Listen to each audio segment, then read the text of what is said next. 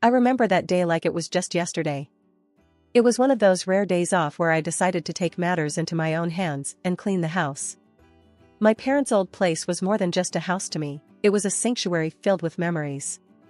After they passed, I kept everything the same, living a life they would have been proud of, simple, modest, and grounded, despite the wealth they left behind.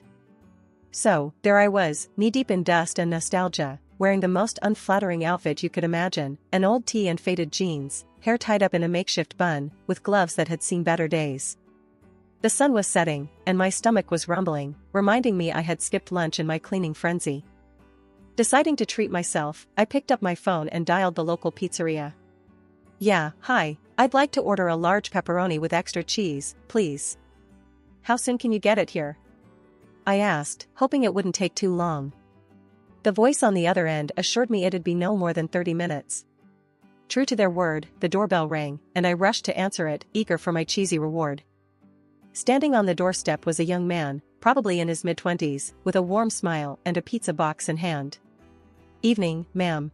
Pizza delivery," he said, his eyes scanning the grandeur of the foyer behind me. "Thanks. Just put it here." I gestured to the console table near the door, fishing for my wallet. As I handed him the cash, our eyes met, and an awkward yet friendly silence fell between us. He broke the ice first. "You work here long? This place is massive," he asked, curiosity lighting up his eyes. I couldn't help but smile at the assumption. "Something like that." I played along, not ready to reveal the whole truth. "Owners are quite the characters, you know?" "Yeah? They must be loaded to live in a place like this." "Must be nice, huh?" He chuckled, shifting the pizza box under his arm. "Suppose so," I replied, leaning against the door frame. "They're not home much. Always traveling or caught up in work." He nodded, understandingly. "Sounds lonely. You get to hang around in all this luxury, though. Not a bad deal, eh?" I laughed, a genuine, hearty laugh. "Guess you could say that. Beats the hustle outside." We chatted for a few more minutes, him asking about the owners and me spinning tales that were half true. There was something about this guy, a sincerity mixed with curiosity, that made me want to keep talking. "Hey, if you're not busy, maybe you'd like to grab a coffee sometime? You know, when you're not working," he ventured, a hopeful look in his eyes. I hesitated, not because I didn't want to, but because I knew this little game of pretend couldn't last forever. "Sure, why not? Could use a friend around here," I found myself saying, surprising even me. "Great. I'm Alex, by the way." He extended his hand, which I shook, feeling the warmth of his grasp. "Emma," I introduced myself, deciding to stick to at least one truth tonight. After that first unexpected meeting with Alex, things started to pick up speed faster than I could have imagined. Our first coffee date turned into a series of meetups, each one more interesting than the last. It wasn't long before I found myself looking forward to our time together, enjoying the simplicity and authenticity of our conversations. It was a refreshing change from the usual circles I found myself in. One evening, as we were walking through the park after grabbing a bite from a food truck, Alex turned to me, his expression curious. "Emma, you ever think about what it's like, living a life without all this?" He gestured around, implying the modest surroundings compared to the grandeur of my home. I shrugged, keeping my response light. "Sometimes, I guess. But it's not the place that makes the life, you know? It's the people, the experiences." He nodded, looking thoughtful. "Yeah, I get that. Just seems like a different world from mine, is all." As days turned into weeks, our casual outings started to feel like something more. Alex was different, he didn't put on airs or try to impress with grand gestures. He was just himself, and that made me feel comfortable being me, or at least, the version of me I had presented to him. One night, we found ourselves at a local dive bar, the kind of place I'd never stepped foot in before meeting him.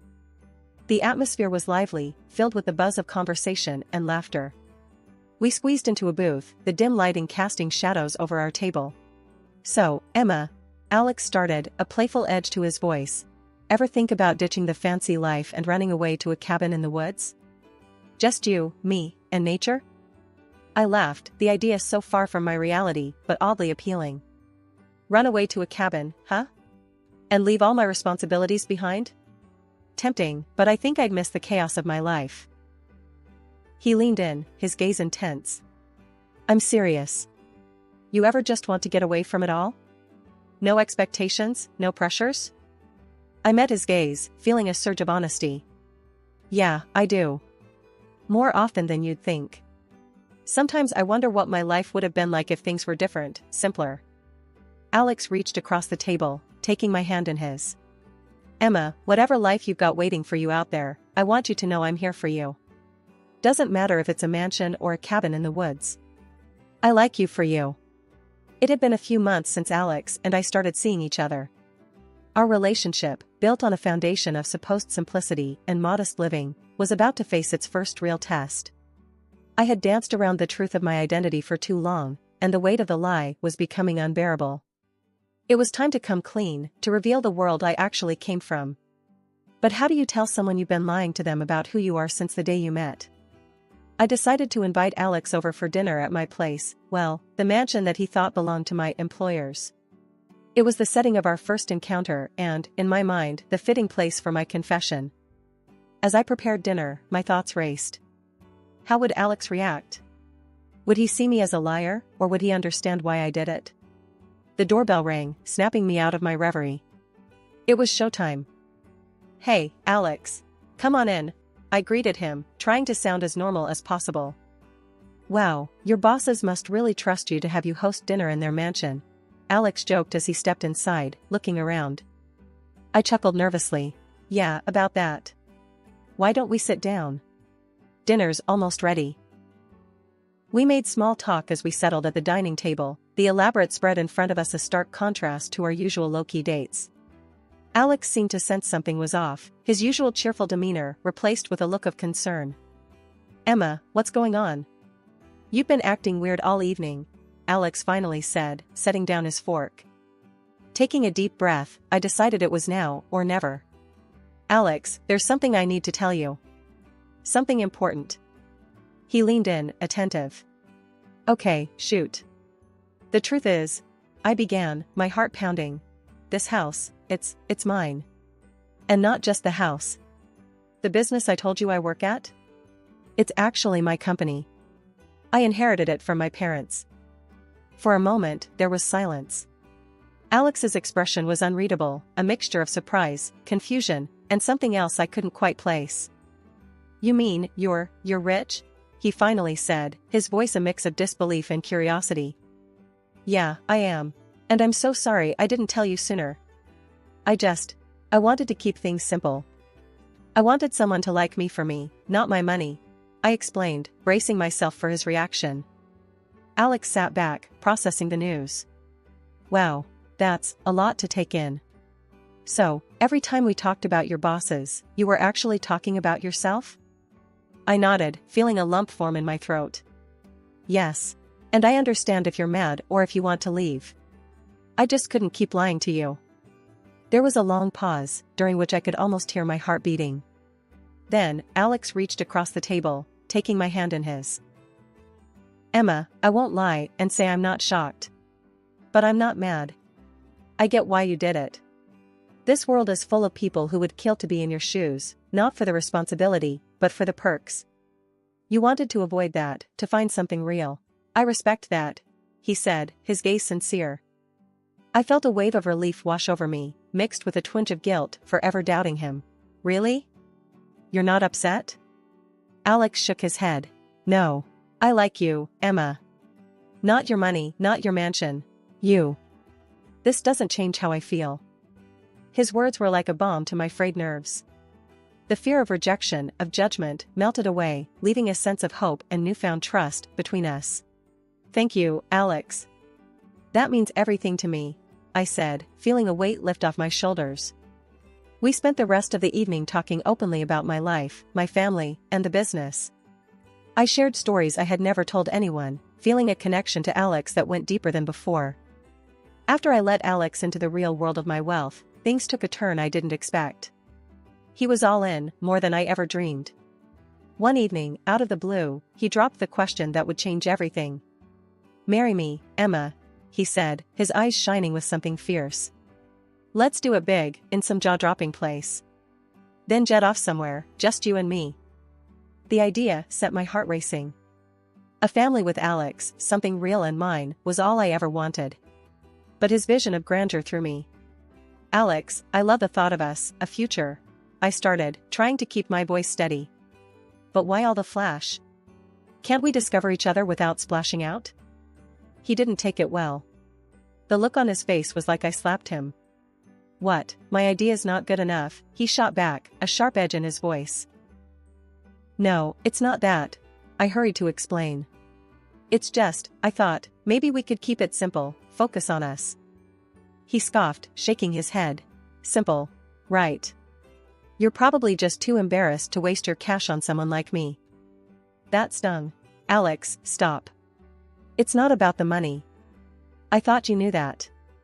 He didn't say anything for a moment, just stared at me like he was seeing me for the first time. Then, without another word, he walked out. He ghosted me for days after that, leaving me to stew in worry and doubt. Had I hurt him that bad? Was I wrong? I couldn't stand the silence and uncertainty. I picked up the phone and dialed his number, my heart pounding in my chest. Alex? I said when he finally answered, my voice barely above a whisper. Emma, he replied, his voice cold, distant. I'm sorry, I blurted out, the words tumbling out in a rush. If the wedding you want is what you need, we can talk about it. I miss you. There was a pause, long enough for my heart to sink. Then, slowly, he spoke. I miss you too. Maybe I pushed too hard. It's just, being with you, it's all so new to me. I got carried away. Relief washed over me, warm and soothing. It's okay, Alex. We're in this together, right? Let's figure it out, find a middle ground. Yeah, he said, a hint of the old warmth returning to his voice. Together. We met up the next day, talked for hours about what we both envisioned for our future. It wasn't easy, navigating the clash of dreams and realities, but we were committed. We agreed to take things slow, to focus on building us, before diving into any lavish plans. Living with Alex in my house started off as a dream. But dreams can get complicated fast, especially when they start messing with reality. Alex settled in quicker than I thought possible, acting like he owned the place. He'd walk around, making plans about changing furniture and fixing up rooms as if it were his personal project. One evening, he dropped a bombshell that caught me completely off guard. Emma, we need to talk, Alex began, his tone serious, a stark contrast to his usual easygoing self. I paused, sensing the gravity in his voice. Okay, what's up? I asked, trying to keep my voice light. He took a deep breath, then let it out, slowly. I've been thinking, about us, about how people see us. I know what it looks like, me moving into your place, all this.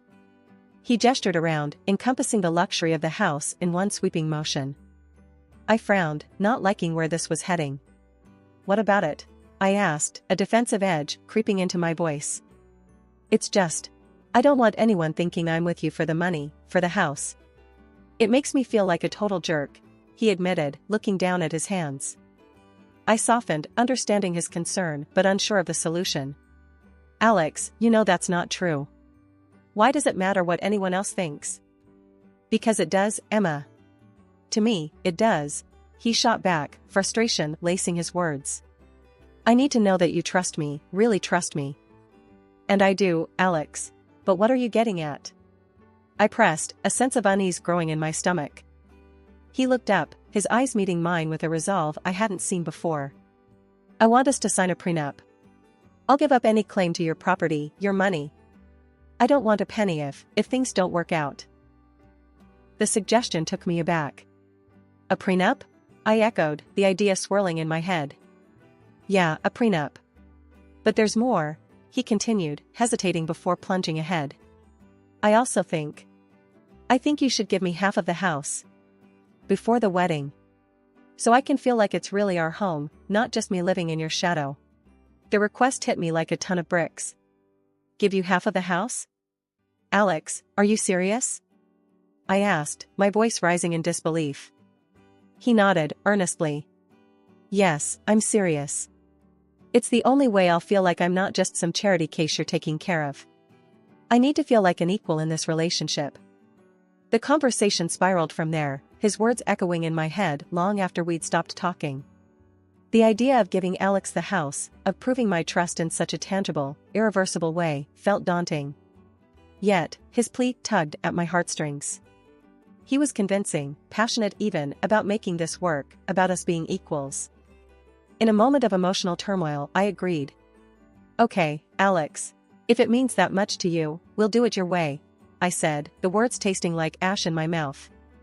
Walking out of Mr. Thompson's office, I was still in a daze from what we'd just done. The paperwork, the formalities, it all felt surreal. But the cold slap of reality came faster than I could have imagined. "So, Emma," Alex started, his tone light but with an edge that immediately put me on alert. "Now that we're partners in this, how about we talk terms?" I blinked, confused. "Terms? What do you mean?" He stopped walking, turning to face me with a smirk that didn't reach his eyes. "Well, you see, I've been thinking. This place, our home, it's worth a pretty penny, right? About $7 million, if I'm not mistaken." I felt a chill run down my spine. "Yeah, so?" I asked, trying to keep my voice steady. "So, I figure my half is worth about $3.5 million. And I think it's only fair if you buy me out," he said, the words casual, as if he were discussing the weather. My heart stopped. "Buy you out? Alex, what are you talking about? This was supposed to be our home, not an investment." He laughed, a sound that made my stomach turn. "Our home? Please, Emma, don't be so naive. I saw an opportunity, and I took it. You can't blame me for playing it smart." I could feel the tears welling up, betrayal mixing with disbelief. "But, you said you loved me. That this was about us starting a life together." "Love?" he scoffed, shaking his head. "This was about securing my future, and thanks to you, it's looking pretty bright." I was reeling, each word a blow to my heart. "How could you do this to me?" Alex waved the property documents in front of my face, his smile cruel. "Because, Emma, you made it so easy. I mean, who signs over half their house to someone without a second thought? You really are a fool." The words cut deeper than any knife. I stood there, frozen, as he continued to mock me, laughter echoing off the walls of the world we had built together, a world that was crumbling around me. "You'll regret this," I finally managed to say, my voice a whisper. He stopped laughing, his gaze cold and calculating. "I doubt it. But hey, if you want to keep living in your precious house, you know what it'll cost you." With that, he walked away, leaving me alone with the ruins of my trust and love. In that moment, I knew I had made a monumental mistake, one that would change the course of my life forever. But as the initial shock faded, replaced by a burning anger and determination, I vowed to fight back. Alex may have thought he won, but this was far from over. Walking back into Mr. Thompson's office felt like stepping into a safe haven after being out in a storm. The look on his face told me he'd been expecting this mess from the get-go. "Mr. Thompson, I've messed up big time," I blurted out, barely able to keep my composure. He gestured for me to sit, his demeanor calm and collected. "Tell me everything, Emma." And so, I did. Every sordid detail spilled out, my voice shaky but determined. When I finished, Mr. Thompson didn't seem surprised. Instead, he looked thoughtful, almost as if he'd anticipated this all along. "Emma, there's something you should know about your father's will," he began, his tone serious. "He made it clear that the house would be yours, fully and completely, but only after you're married. Since that hasn't happened, legally, the transaction you made with Alex holds no water." I sat there, stunned, as his words sunk in. "So, you're saying, the house is still mine? Alex has no claim to it?" "Exactly," Mr. Thompson confirmed, a slight smile on his face. "Your father was a wise man. He protected you, even from beyond." Relief washed over me, followed by a surge of righteous anger. I want to make Alex regret ever trying this. "Is there anything we can do?" Mr. Thompson leaned back in his chair, tapping a pen against his chin. "Well, there's the matter of taxes. If he were the legal owner, he'd be responsible for a hefty sum in property and land taxes. Not to mention, there are restrictions on selling or transferring his share within 3 years of acquisition." A plan began to form in my mind, and with Mr. Thompson's guidance, I knew exactly what to do. I didn't waste any time. Picking up my phone, I dialed Alex, my heart pounding with a mix of nervousness and exhilaration. "Alex, we need to talk about the house," I said, my voice steady. He sounded cautious, but smug. "What about it, Emma?" I took a deep breath and launched into my spiel. "According to the law, you're now on the hook for a massive amount in property taxes. And let's not forget the land tax. Oh, and you can't sell or even give away your share for 3 years. So, good luck with that." There was silence on the other end, and I could almost hear the gears in his brain grinding to a halt. "This is some kind of joke, right?" Alex finally managed, his voice a mixture of disbelief and panic. "No joke, Alex. You wanted the house, you got it, along with all its obligations. Enjoy dealing with the IRS," I said, a hint of satisfaction creeping into my voice. Hanging up the phone, I felt a weight lift off my shoulders. It wasn't just about the house or the money. It was about standing up for myself, about not letting someone's greed and manipulation dictate my life. Mr. Thompson smiled approvingly. "Well done, Emma. Your father would be proud." That evening, just as the sun dipped below the horizon, casting long shadows across the front yard, Alex showed up at my door, a look of desperation plastered across his face. The air between us was thick with tension, the kind that makes your skin crawl. "Emma, listen, I'm sorry," he stammered, avoiding eye contact. "I think you got it all wrong. About the house, the taxes. I need help." I couldn't help but let out a laugh, not because anything was funny, but because of the audacity. The nerve of him, showing up like this after everything. "Sorry? You think a simple sorry is going to cut it after what you pulled?" He shuffled uncomfortably, his eyes darting around, looking for any sign of sympathy. The taxes, Emma. They're going to bury me. You know I can't afford them." Standing there, watching him squirm, a sense of empowerment washed over me. I reached into my pocket, pulling out the documents, the very ones that could have sealed my fate to his. "You want to know about taxes? Let me show you something." With a dramatic flourish, I tore the documents into shreds, letting the pieces flutter to the ground like the first snow of winter. "There. Consider yourself saved from the taxes. This deal? It was never valid. We're not married, Alex. You never had a claim to my house. My dad made sure of that. You're free to go, free from any taxes this house might have saddled you with." The look on his face was priceless, a mix of confusion, relief, and something else, defeat, maybe. He was speechless, his mouth opening and closing like a fish out of water. "But, Emma, he started, but I wasn't having any of it." "No buts, Alex. It's over. And just to be clear," I said, stepping closer, my voice low but fierce, "if I see you around here again, I'm calling the cops. Got it?" He nodded, a defeated slump to his shoulders, then turned and walked away, his steps heavy with the weight of his failed scheme.